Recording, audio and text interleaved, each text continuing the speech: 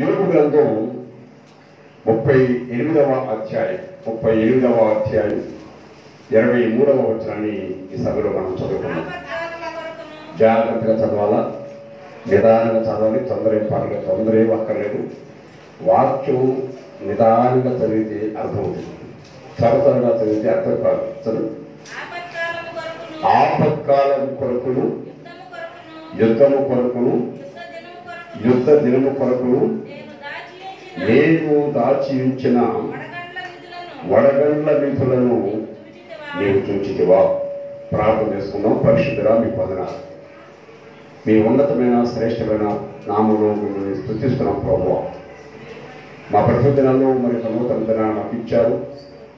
విశేషించి మరి ఒక పరిశుద్ధ దినాన్ని మీరు మాకు ఇచ్చారు.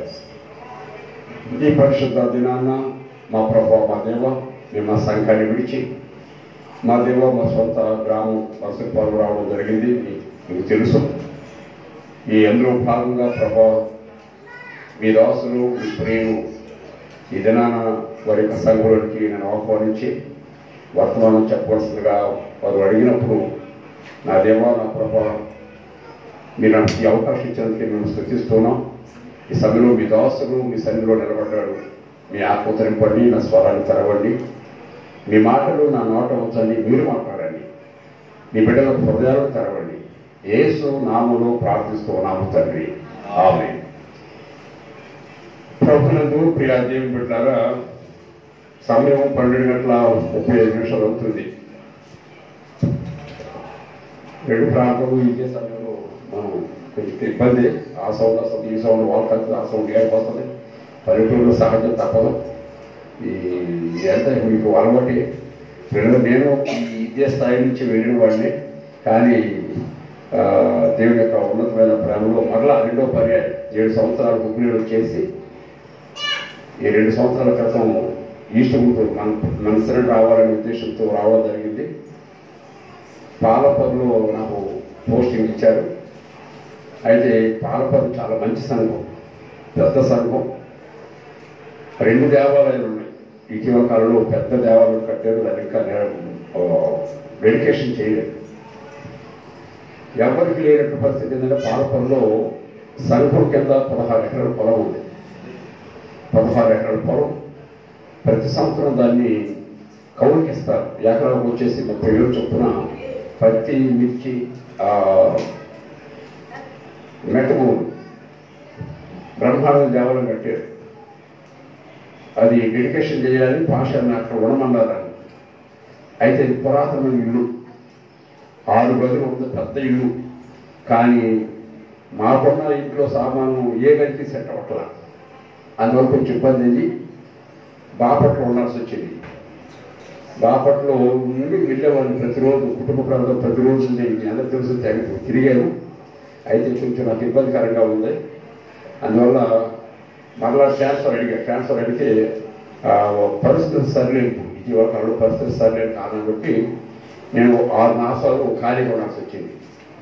ఉన్న ప్యారిషన్ వదులుకుని బాగోలేదు, ఉండడానికి ఇబ్బంది అయ్యి ప్రతి ఆదివారం బాపట్ల నుంచి పాలపర్రు వెళ్ళడం కష్టంగా ఉందని మానేసుకున్నాను. ఆ తర్వాత నాకు పోస్టింగ్ దొరకలేదు 6 నెలలు. అందువల్ల మళ్ళా హుబ్లీలో 7 సంవత్సరాలు చేసి వచ్చాను.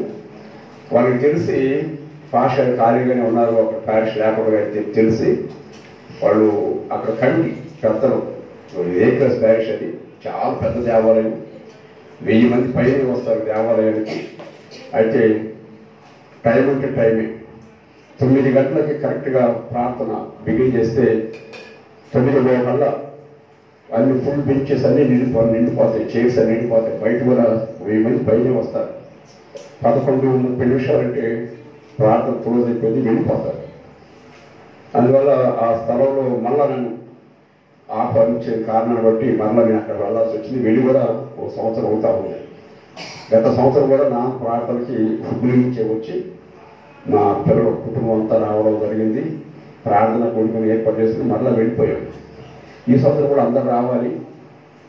కానీ మళ్ళీ ఇది త్వరలోనే దేవాలయ ఫంక్షన్ ఉన్న కారణాన్ని బట్టి మళ్ళీ అప్పుడు అందరు రావాల్సి వస్తుంది. అంత దూరం నుంచి అందరు రావాలని కష్టం అనే ఉద్దేశంతో అందరు నాకేసి నేను ఒక్కడనే రావడం జరిగింది. ఇది పరిస్థితి. పిల్లలు మళ్ళీ నేను తిరిగి హుబ్లీకి వెళ్ళాను.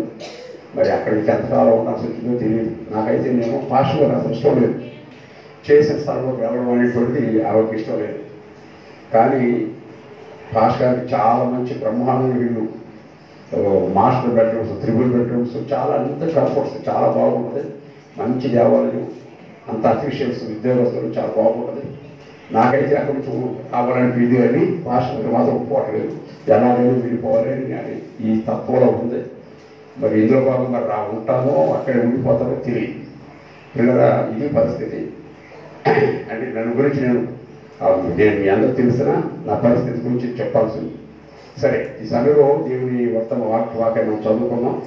క్లుప్తంగా దేవుని యొక్క మాట మనం విందాం.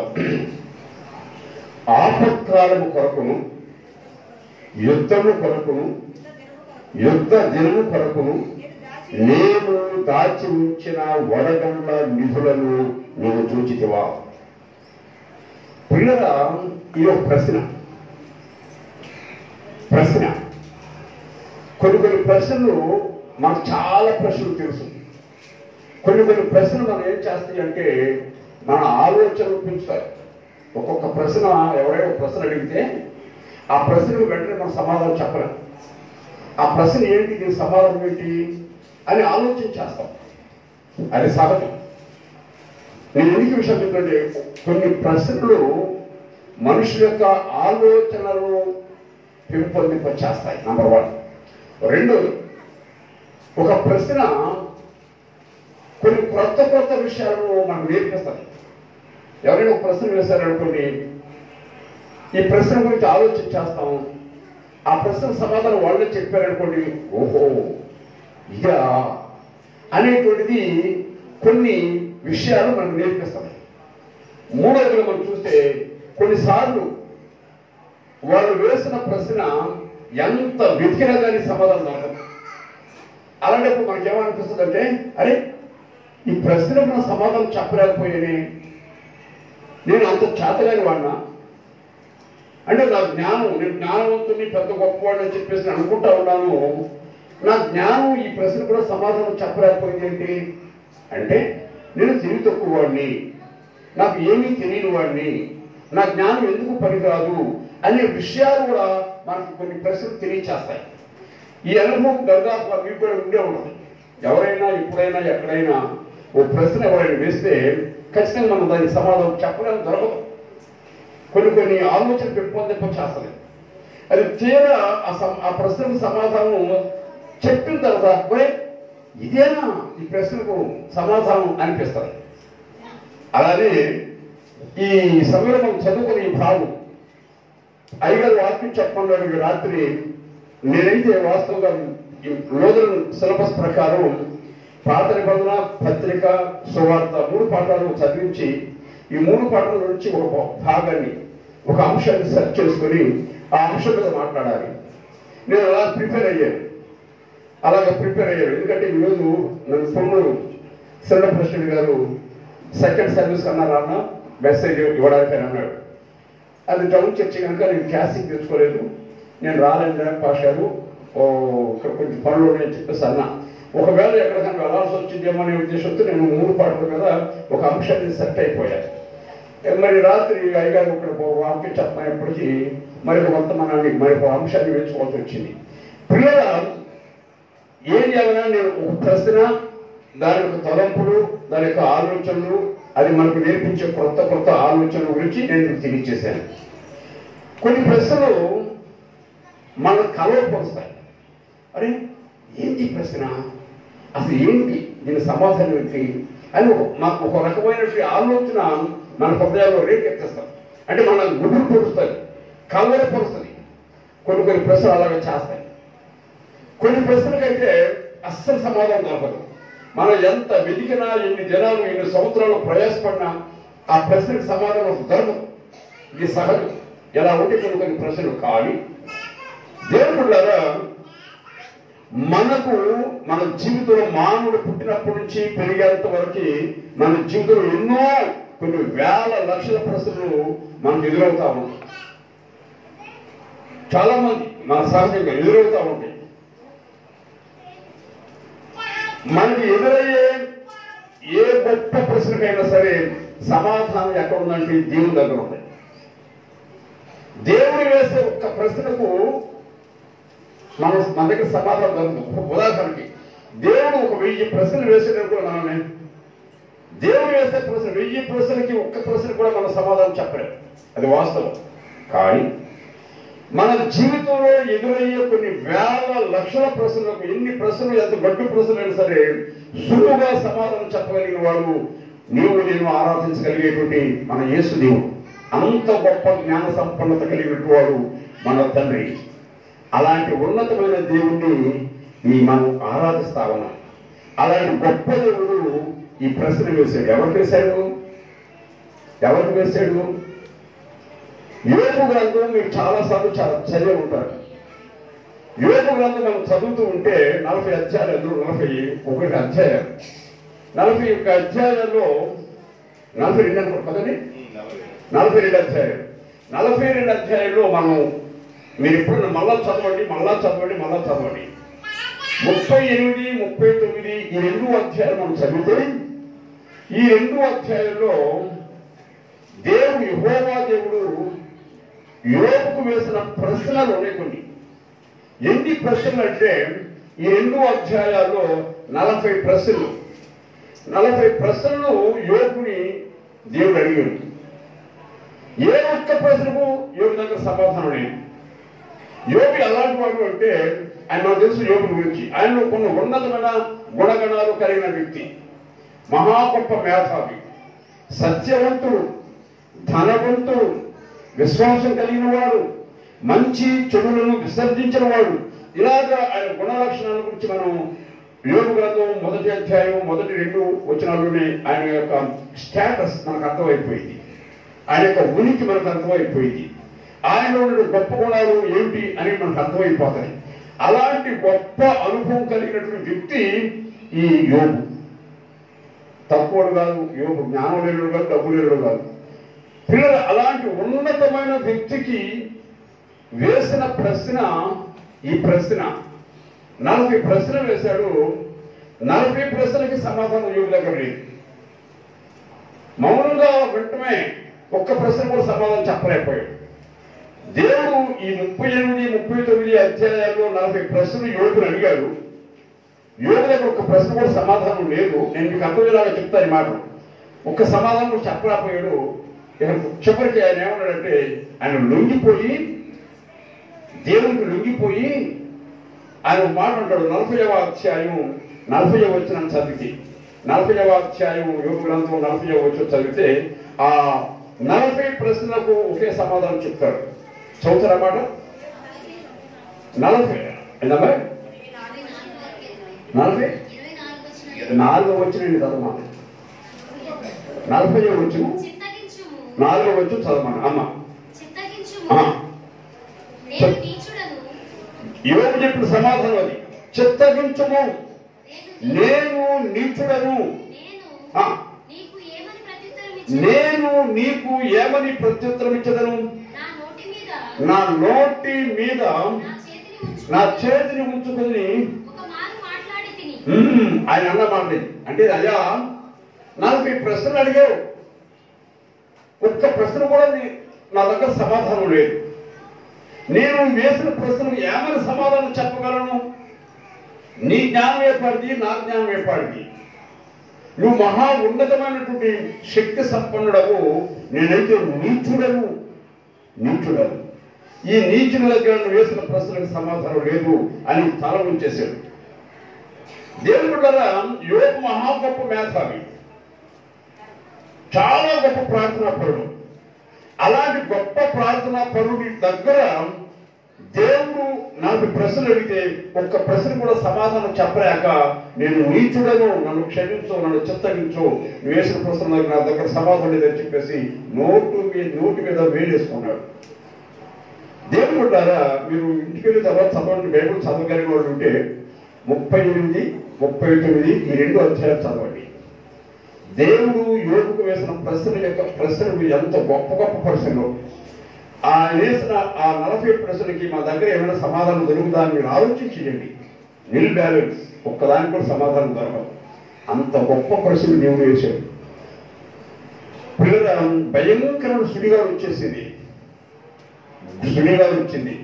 సుడిగాలు మనందరూ తెలుసు, ఎలాగో చుట్టు పెడతాది.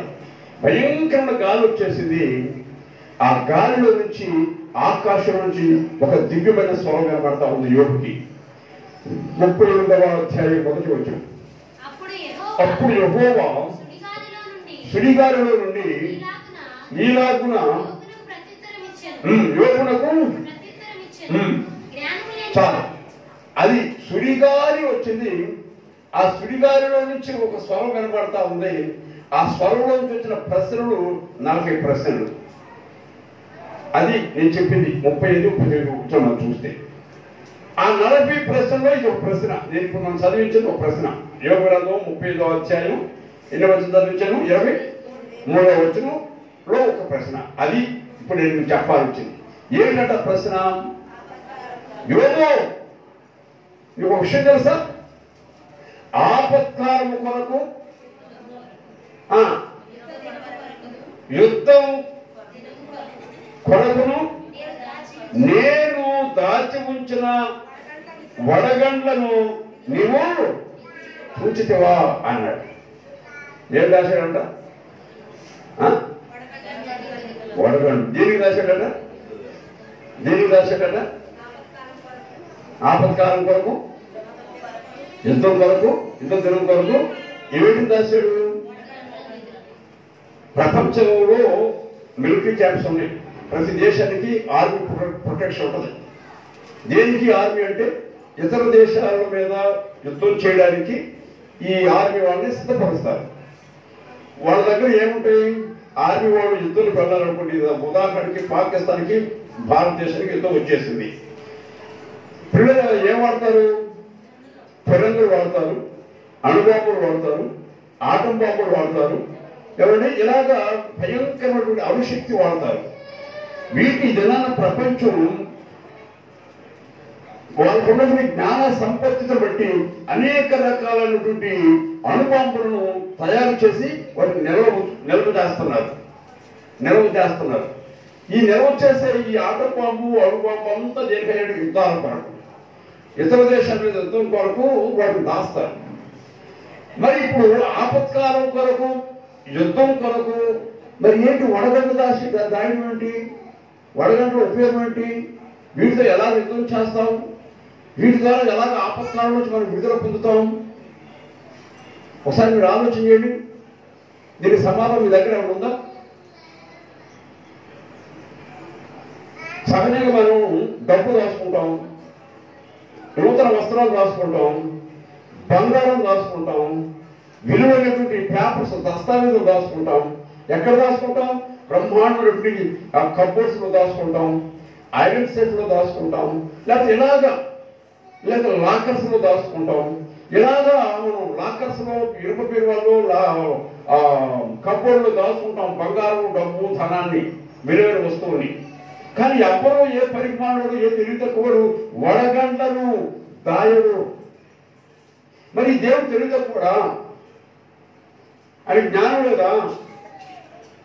విలువైన వస్తువులు దాయాలి తప్ప ఈ వడగండ్లు దాచిపెట్టండి.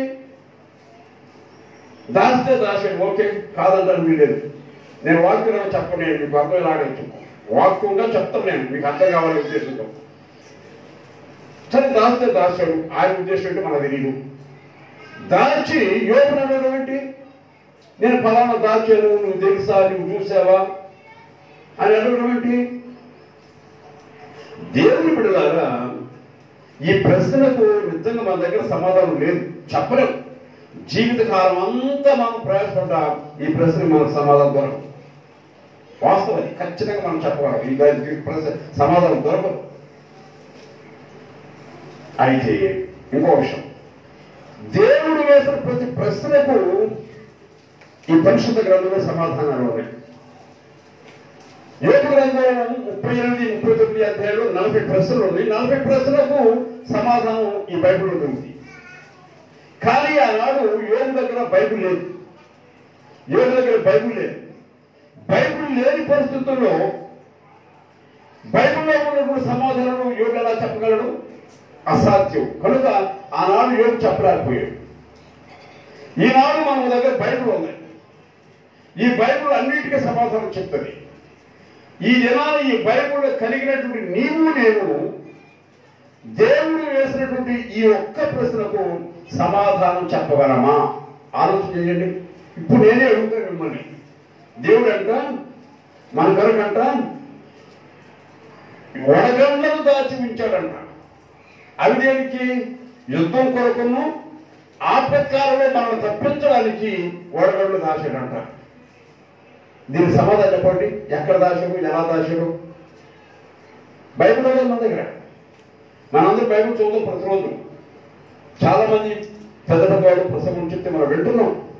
ఎన్ని ప్రసంగాలు విని ఎంత బైబిల్ మన దగ్గర కూడా ఈ ప్రశ్న మన దగ్గర సమాధానం లేదు. మన దగ్గర ఏ రోజు ఆ ప్రశ్న సమాధానం లేకపోతే కొన్ని వేల సంవత్సరాల క్రితం యోగు గారి దగ్గర ఎక్కడ ఉండదండి.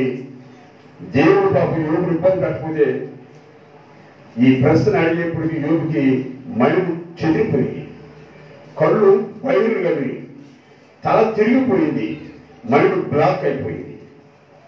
అందుకే అంటాడు, రాజా చిత్తగించుకో, నేను నీచుడను, నువ్వు వేసిన ప్రతి ప్రశ్నకు సమాధానం నేను చెప్పలేను వాడు. అందుకే నా నోటి మీద వేరేసుకుంటున్నాను. నీ జ్ఞానం ఎక్కడ, నా జ్ఞానం ఎక్కడ అని సమాధానం చెప్పగలిగాడు. ఇప్పుడు సమాధానంలో పొందాం. పిల్లల దేవుడు ఆపత్కాలం కొరకు, యుద్ధం కొరకు వడగండ్లు దాచాడు. ఎక్కడ దాచాడు? చాలా సింపుల్ అండి. ఈ ప్రశ్న అడిగే దానిలోనే పెద్ద చిక్కు ప్రశ్నలాగా ఉంటుంది. కానీ దీని సమాధానం మొత్తం చాలా సింపుల్. మనం కొంచెం పొరబెట్టి ఆలోచన చేస్తే చాలా ఇదే ఈ ప్రశ్నకు మేము సమాధానం చెప్పలేకపోయామా అనిపిస్తుంది. అందుకే నేను ముందుగా చెప్పాను, కొన్ని ప్రశ్నలు మనకి అనేక రకాలైన ఆలోచనలు రేకెత్తిస్తాయి. కొన్ని ప్రశ్నలకి మనం ఎంత ఆలోచించే సమాధానం చెప్పలేరు.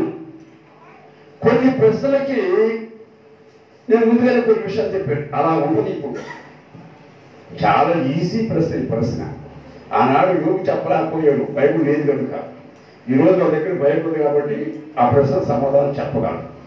ఎందుకు దాచుడు, ఎక్కడ దాచుడు, ఆ దాచిన వాడిని ఎక్కడ ఉపయోగించాడు, ఏ ఆపత్కాలంలో ఉపయోగించాడు చెప్తే ఇంత సింపుల్ ప్రశ్న నేను చెప్పలేకపోయాడు అనిపిస్తుంది మీకు.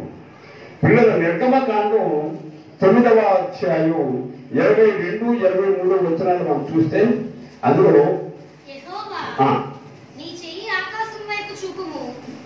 యెహోవా దేవుడు ఆనాడు మోషేతో చెప్తా ఉన్న మాట యెహోవా అంటున్నాడు కదా, ఆ మోషే నీ చెయ్యి ఆకాశం వైపు చూపుము, ఐగుప్తు దేశమందలి మనుషుల మీదను జంతువుల మీదను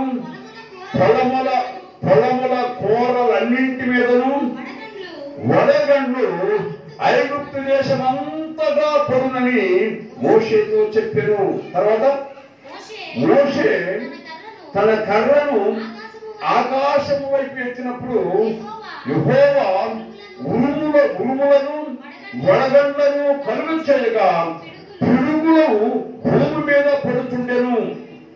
యెహోవా ఐగుప్తు దేశం మీద వడగండ్లు కురిపించెను. ఎప్పుడు జరిగింది ఈ విషయం అంటే, ఐగుప్తు దేశంలో ఇజ్రాయేలీలు 430 సంవత్సరాలు భయంకరమైన బానిసత్వంలో ఉన్న విషయం అందరం తెలుసు. భయంకరమైన బానిసత్వం. ఆ బానిసత్వాన్ని తట్టుకోలేక ఇజ్రాయేలందరూ కూడి దేవునికి మొర్రపెట్టారు. ప్రార్థన కాదు, ప్రార్థన వేరు, మొర్ర వేరు. విలాప వాక్యాలు అన్నాడు, 1000 మొదటి జాములో లేచి ఏం చేయాలంట? ప్రార్థన చేయమంటారు. ఆ దేవుడు మొర్రపెట్టుము, నువ్వు నాకు మొర్రపెట్టుము. మొరప్పుడు పెడతాం. మొరటేంది? ఏంద్రని సోది, ఏంద్రని సరుగుడు అని అంటాం, ఏంద్రని గొడవ అని అంటాం. అంటే ఈ మూడి సరుగుడు వేరు, గొడవ వేరు, మొర వేరు. పిల్లల దేవుడు చెప్పే మాట విలాపం 1000 మొదటి జాములు లేచి ఏం చేయాలంట? మొరపెట్టాలి. మనం చేసేది ప్రార్థనే, మొరపెట్టం. మొదలంటే ఎప్పుడు శ్రమ ఎక్కువైనప్పుడు, మనం తట్టుకోలేని పరిస్థితుల్లో మనకు సంభవించినప్పుడు అప్పుడు వచ్చింది మన గుండెలో నుంచి మొర, అప్పుడు వచ్చింది మొర. అలాంటి మొర పెట్టారు ఇజ్రాయేలు. ఎంతమంది? ఒకడు కాదు, ఇద్దరు కాదు, 100 కాదు, 1000 కాదు, 1,00,000 కాదు, దరిదాపుగా 25 లక్షల పైబడి జనం, 25 లక్షల మంది మొర్ర పెట్టారు దేవుడికి. దేవుడి చెవులు పగిలిపోయాయి.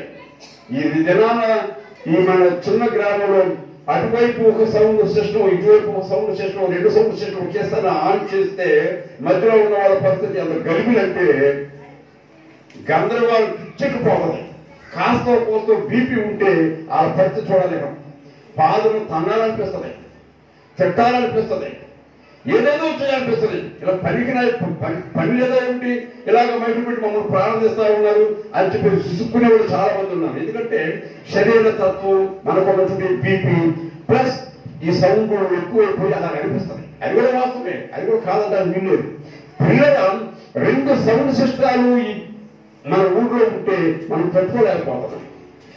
25 లక్షల పైబడి 30 లక్షల ప్రజలు ఒక చోట గుమిగూడి మొర పెడతా ఉన్నారు. ఈ మైక్ ఆపేసి ఇక్కడ ఉన్నటువంటి 50 మంది కూడా లేరు. ఇక్కడ నేను వచ్చేప్పుడు నేను లెక్కేసినప్పుడు 22 అడుగుతున్నారు. 4 పురుషులు, 21 మంది స్త్రీలు ఉన్నారు. మొత్తం 4. నేను వాక్యానికి లేచినప్పుడు 22 ఉన్నారు. ఆ తర్వాత ఇంకెంతమంది వచ్చారు, కొంతమంది 2, 3, 4 వచ్చినట్టున్నారు. మొత్తం మీద 35 మంది, 40 మంది లోపే ఉన్నారు. ఈ సిస్టమ్ ఆపేసి మనమందరం పెద్దగా అడుగుతాం. ఎలా ఉంటుందో చూద్దాం. ఎలా ఉంటుంది? మన శక్తి కొలది, మనకున్న ఓపిక, మన ఒంటిలో ఉన్న శక్తి అంతా కూడగట్టుకుని పెద్దగా అరిసం అనుకోండి, ప్రక్క ఉన్న వాళ్ళు గుండెలు పగిలి చేస్తారు. అని ఏం ఇలాగా ఇంత సౌండ్ వస్తా ఉంది, ఇంతగా పాడుతున్నారేంటి అని. మరి ఒక్కసారి ఆలోచన చేయండి. 25 లక్షల మంది ప్రజలు ఒక్క చోట గుమిగూడి మొదలు పెట్టడం ప్రారంభించారు. భవిష్యత్తు పిచ్చెక్కిపోయింది. అయినా సరే సాధ్యమంతా ఆలోచుకున్నాడు. మోషే వెళ్ళి దేవుని దగ్గర మొరపెట్టాడు. మోషే మొరపెట్టగా పరలోకపు ద్వారాలు తెరబడ్డాయి. పరలోకపు ద్వారాలు తెరబడిన తర్వాత ఈ మొర్ర దేవుడు కనపడింది. ఒరే నా ప్రజలు, నా జనం అయినటువంటి ఇజ్రాయేలు ఇంత భయంకరమైన వెట్టి శాఖలు చేస్తూ బానిసత్వంలో మ్రగ్గిపోతా ఉన్నారు. ఆ బ్రతుకులు తట్టుకోలేక భయంకరంగా మొరబెడతా ఉన్నారు. వీళ్ళు ఏదో ఆపదలో ఉన్నారు, వీళ్ళకి సహాయం చేయాలి అని అనుకున్నాడు. మోషేకి మాట్లాడుతున్నాడు. మోషే ఆకాశం వైపు చూడు. నువ్వు చూడంతే, నువ్వు ఆకాశం వైపు చూస్తే నేనేం చేస్తాను? దేశమందును ఆ మనుషుల ఐగుప్తు దేశంలో మనుషుల మీదను, ఆ తర్వాత జంతువుల మీదను, ఆ తర్వాత పొలములలో ఉన్న పంటలన్నింటి మీదను, ఈవెన్ కూర మొక్కను కూడా విడిచిపెట్టకుండా కూర మొక్కలు అన్నింటి మీదను వడగండ్లు ఐగుప్తు దేశమంతటా పడుతాయి. చెయ్యి ఆకాశం వైపు చాపన్నాడు. మోషే ఆ పని చేశాడు. ఒక గొప్ప అద్భుతం జరిగి మనందరూ తెలుసుకున్నారు. 10 అద్భుతాలు దేవుడు చేశాడు ఆ స్థలం, ఆ సమయంలో.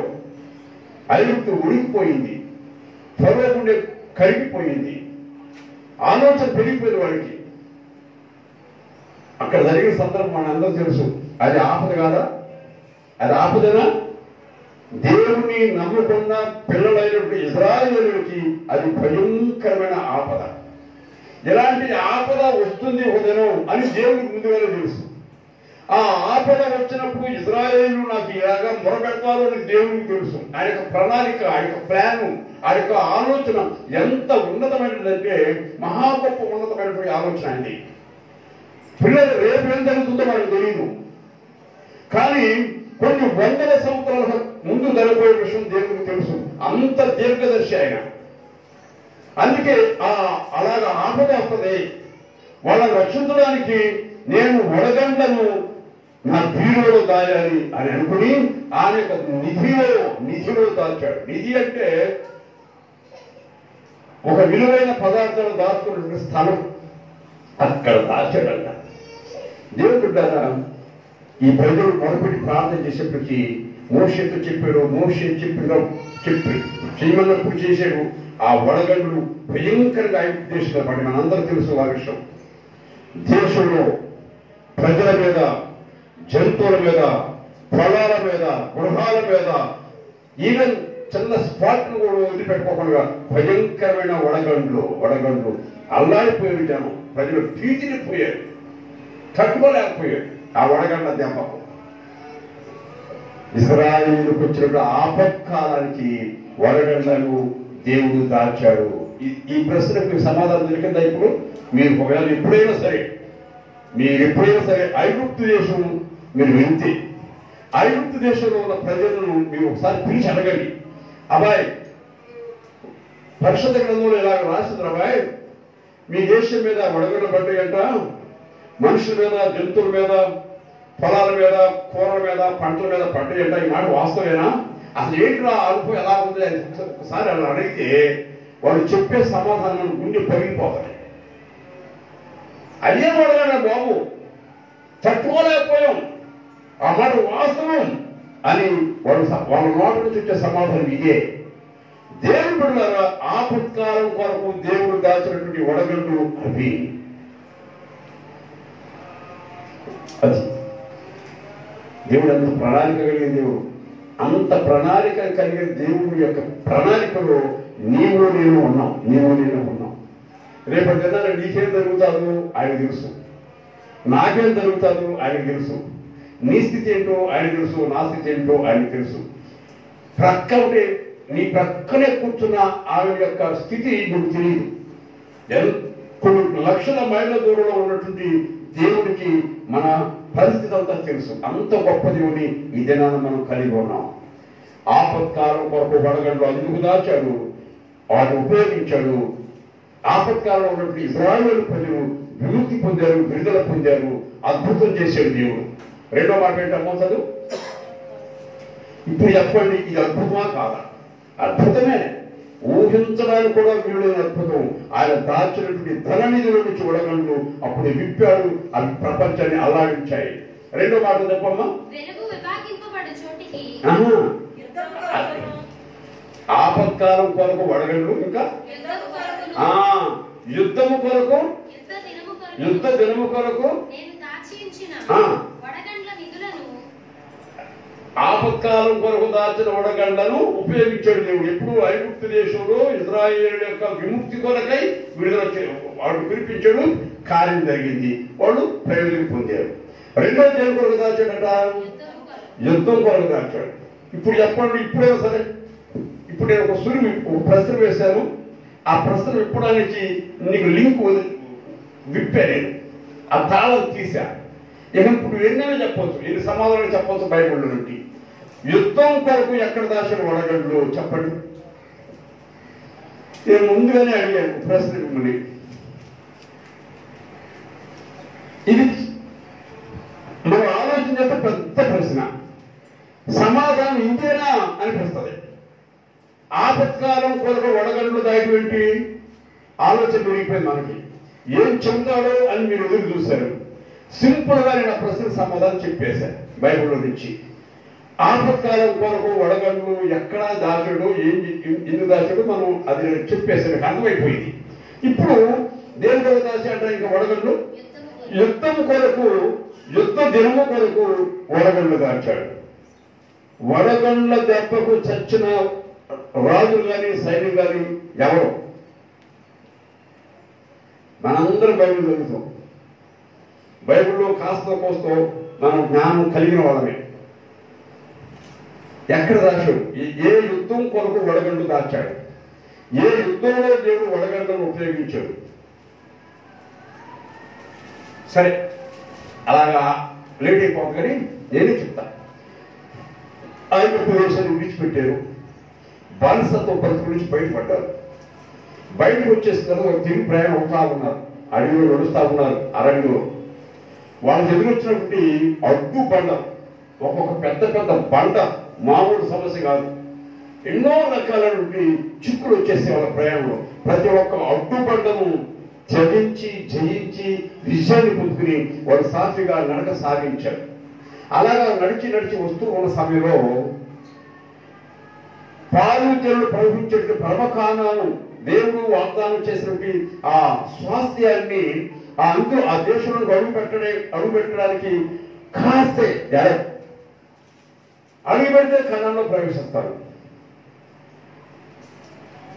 ఆ సందర్భంలో 5 రాజులు ఒకేసారి కూడబడుకుని ఈ ఇజ్రాయేలు మీదకి వచ్చారు యుద్ధానికి. జ్ఞాపకం వచ్చిందా ఎక్కడో? ఇంకా మీకు జ్ఞాపకం రాదంటే మీ జ్ఞానం ఎంత ఉందో బేరీజ్ చేసుకోవచ్చు. 5 రాజులు ఒకే పర్యాయం ఇజ్రాయేల్ మీదకి ఊరుకుమ్మడిగా వచ్చేసారు. ఒక్క రాజు తన సైన్యంతో యుద్ధానికి వస్తే భీమత్వం జరిగిపోతుంది. ఎంత ప్రమాదం, ఎన్ని ప్రాణాలు, కొన్ని వేల లక్షల మంది ప్రాణాలు చచ్చిపోతారు, రక్తం ఏరులై కారిపోతుంది. అలాంటిది అవతల ఉన్న వాళ్ళేమో 30 లక్షల మంది ప్రజలు, యువతల ఉన్న వాళ్ళేమో 5 దేశాలకు సంబంధించిన బలమైన రాజులు. వీళ్ళ దగ్గర యుద్ధ సామగ్రి ఉంది, కత్తులు, కటాలు, బాంబులు, విళ్ళపులు, గుర్రాలు, రథాలు, అశ్వాలు అన్నీ ఉన్నాయి. వీళ్ళ దగ్గర ఏమీ లేవు, రిక్తహస్తాలు, ఒట్టి చేతులతో ప్రయాణం వస్తా ఉన్నారు. దేవుడు పెడితే తిని, దేవుడు ఇస్తే నీకు తాగి, అష్టకష్టాలు పడి, సొక్కిపోయి సోలిపోయి వెలుసుకుంటా వస్తా ఉన్నారు. వీళ్ళకు ఊహిస్తున్న రీతిగా 5 రాజులు అటాక్ చేశారు. వీళ్ళని ఎలా ఉన్న పరిస్థితి? గుండె గుబేలు పడుతుంది, బెత్తరపోయి చచ్చిపోయి వెనక్కి పారిపోవాలా. ఎందుకంటే తెలుసా, జనం వచ్చేసి వీళ్ళే ఎక్కువ. దరిదాపుగా ఆడ, మొగ, ముసల, ముసక మొత్తం కలిపితే 25 లక్షల పైబడి జనం ఉన్నారు. ఒకవేళ అంతగా నిద్రపోకండి అమ్మాయి, ఓ అమ్మాయి నిద్రపోకు, బ్యాంకు లేకపోతే నిద్ర రాదు నీకు. ఎక్కడ చెప్పానండి దీన్ని వచ్చి పడను.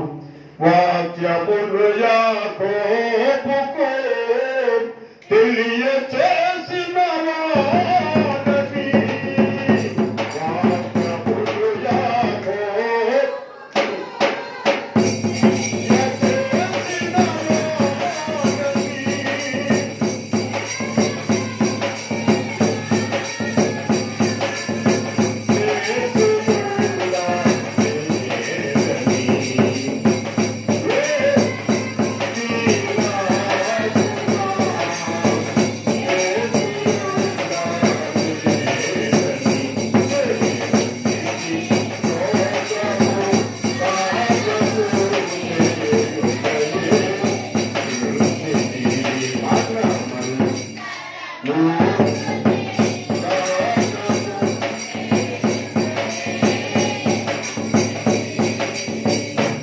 ప్రపంచం పుట్టిన తర్వాత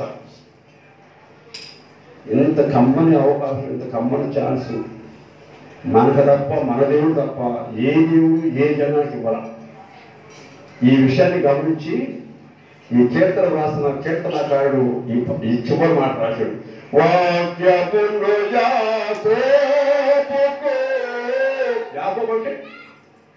యాకోబు అంటే ఎవరు? మోసగాడు. మోసగాడు అంటే ఎవరు?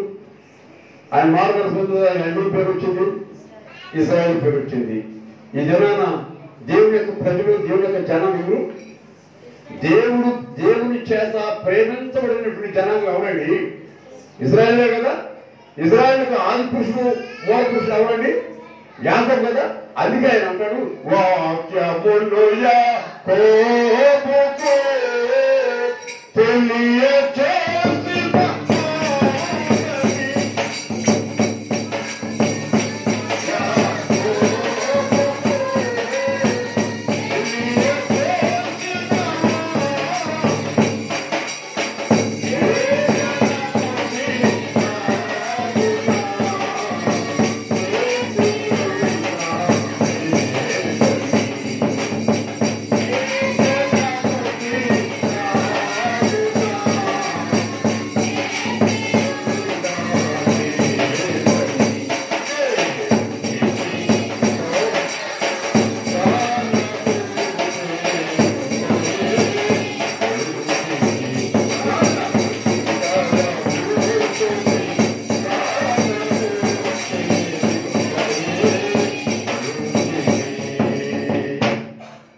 కమ్మడి వాక్యం ఇచ్చాడు యాకోబుకి.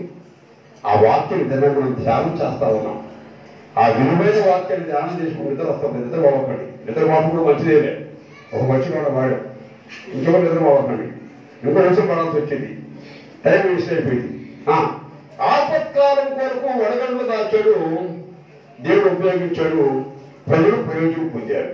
ఇప్పుడు యుద్ధం కొరకు చెప్తున్నా. యుద్ధం కొరకు దాచిన వడగండ్లు విప్పుతా ఉన్నాడు దేవుడు. ఐగుప్తు ప్రజలు ఆ విడిచి పాలుతుల్లో ప్రవహించిన పరమకాలంలో ప్రవేశించడానికి అడిగే దూరం. అడుగు వేస్తే కణాన్ని ప్రవేశిస్తారు. వచ్చేసారా? శభాష్.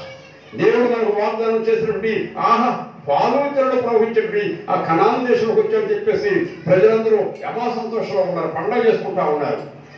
ఊహించని రీతిగా వాళ్ళు అలాగా పండగ చేసుకుంటూ సంతోషంతో తేలి ఆడుతున్న సందర్భంలో కళ్ళు మూసి కళ్ళు తెరిచేప్పటికీ అటాక్ చేశారు 5 రాజులు. గుండె దడొచ్చేసింది ప్రజలకి. బిత్తరపోయారు, కళ్ళు పడిపోయారు కొంతమంది. ఊహించని పరిణామం. సంతోషంగా ఉన్న సందర్భంలో భయంకర ఆపద వచ్చేసింది. ఎవరా రాజులు? యెహోషువ గ్రంథం 10వ అధ్యాయం నువ్వు చదివితే చదవదు. ఇక్కడ అధ్యాయం మొత్తం చదివితే ఆ 5 రాజులు ఎవరో అక్కడ రాయబడింది. నంబర్ 1 రాజు యెరూషలేమును పరిపాలన చేసే యెరూషలేము రాజు. 2వ రాజు హెబ్రోను రాజు, హెబ్రీయులను పరిపాలన చేసినటువంటి హెబ్రోను రాజు. 3వ రాజు యర్మూతు రాజు, 4వ రాజు లాకీషు రాజు, 5వ రాజు ఎగ్లోను రాజు. ఈ 5 రాజులు కలిసి సైన్యాన్ని వెంటబెట్టుకుని ఊహించని రీతిగా ప్రజల మీద పడ్డారు. ఇజ్రాయెల్ ప్రజల మీద పడ్డారు. ఈ పిచ్చి జనం అప్పుడు దాకా ఏం చేశారు? వీళ్ళు ఐగుప్తులు ఏం చేశారు? చెప్పండి. ఐగుప్తులు యుద్ధం అంటే వాళ్ళకి తెలియదు. యుద్ధం ఎలా చెయ్యాలి అని కూడా వాళ్ళకి తెలియదు. యుద్ధానికి కావాల్సిన పరికరాలు, ఆయుధాలు కూడా వాళ్ళ దగ్గర లేవు. కత్తులు లేవు, బాంబులు లేవు, పిరంగులు లేవు, బాణాలు లేవు, ముళ్ళ లేవు. వాళ్ళకి తెలిసిన పనల్లా, వాళ్ళు చేయగలిగిన పనల్లా ఒకే ఒక పని. ఏంటో పని? మట్టి పిసకడమే. మట్టి పిసికారు వాళ్ళు. అప్పుడు వాళ్ళకి మట్టిని కాళ్ళతో తొక్కారు. కాళ్ళతో చేతులతో మట్టిని పిసికిన వాళ్ళు. యుద్ధం తెలీదు. బండ పెద్ద కళ్ళు కట్టినటువంటి గడ్డలు కూడా వాళ్ళు సునాయాసంగా నలిపి మెత్తగా చేశారు.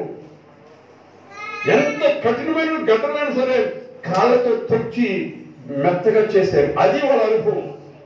అది తెలుసు వాళ్ళకి. రెండోది ఏం తెలుసు?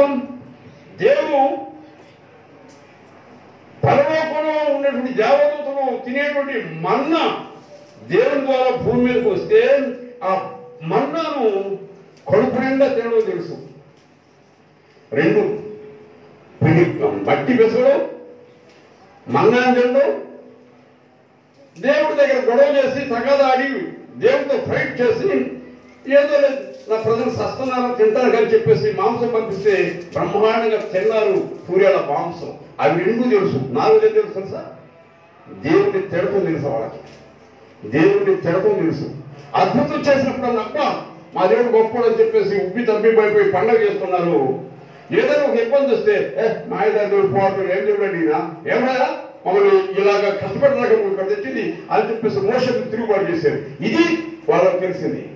అంత తప్ప యుద్ధం చేయడం తెలియదు. యుద్ధం అంటే తెలియని ప్రజలు. యుద్ధం చేయడం కుదరని వాళ్ళ మీదకి యుద్ధం చేయడానికి 5 రాజులు ఒకే పర్యాయం ఊరుకుమ్ముడిగా పడి వచ్చేసారు. ఎలా